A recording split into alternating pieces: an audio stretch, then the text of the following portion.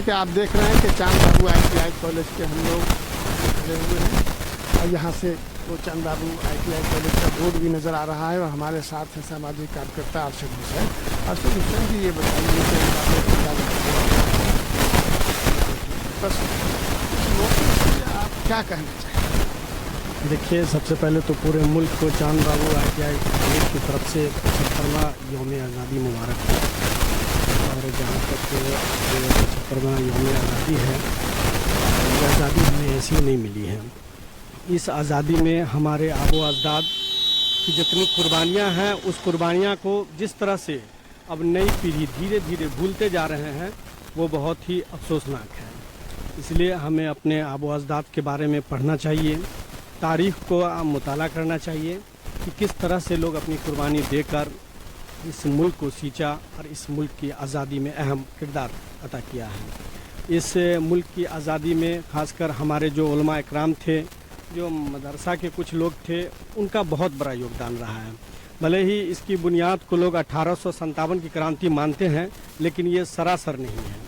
अगर इसकी बुनियाद देखा जाए तो सबसे पहले शाह वलीउल्लाह रहमतुल्लाह अलैह के द्वारा इसकी बुनियाद रखी गई थी। उसके बाद उनके बेटे जो शाह अब्दुल अजीज़ थे, वो 1772 में अंग्रेज़ों के ख़िलाफ़ जिहाद का फतवा दिए थे, पहली बार जो आज़ादी के लिए था।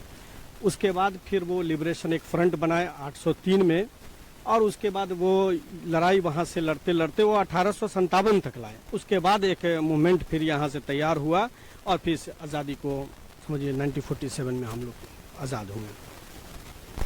देश की आज़ादी जो मिली है वो तमाम हिंदू, मुस्लिम, सिख, ईसाई और अन्य प्रजाति जाति के लोगों और धर्म के लोगों के साथ मिलकर लड़ाई लड़ी गई है, उसमें आज़ादी मिली है। क्या आपको ऐसा महसूस होता है कि मुसलमानों की कुर्बानियों को नज़रअंदाज किया जा रहा है, इतिहास से उनके नामों को हटाया जा रहा है? जाहिर सी बात है, कुछ जो फ़िरका प्रस्त लोग हैं, वो मुसलमान के जो संघर्ष था, उस संघर्ष को ये लोग नकार रहे हैं। अगर वाकई ये तारीख़ पढ़ें, इतिहास के पन्ना को पलटें, तो वाकई इनको समझ में आ जाएगा कि अगर ये मुल्क 1931 से पहले आज़ाद होता तो ये हमारे बिरादरान वतन शायद ख्याल में भी न सोचते कि ये हुक्मरानी करने की। तो जाहिर सी बात है कि जितनी कुर्बानी हमने दी, जितने हमारे आबो अजदाद ने कुर्बानी दी है, तो ये अभी नहीं पढ़ रहे हैं। और ये कुछ संघी लोग हैं जो एक माहौल ऐसा क्रिएट कर दिए हैं इंडिया के अंदर कि मुसलमान को लेकर एक भ्रम पैदा कर दिए हैं कि इनको मुल्क से मोहब्बत नहीं है, ये 2 नंबर के शहरी हैं, और बहुत तरह की ऐसी बातें हैं जो हमेशा ये करते रहें। तो इनके ये खून में फितरत है। ये खुद मुल्क के वफादार नहीं हैं। इसलिए मुल्क के वफादार नहीं है कि ये जो RSS वाले हैं, ये संघ परिवार वाले, या जो बजरंग दल वाले, या RSS के आप खुद देख लीजिए 52 साल तक उनके हेड क्वार्टर पे तिरंगा ये झंडा नहीं फहराए। तो जाहिर सी बात है कि अभी जैसी सरकार है, इस पर तो पाबंदी लगनी चाहिए।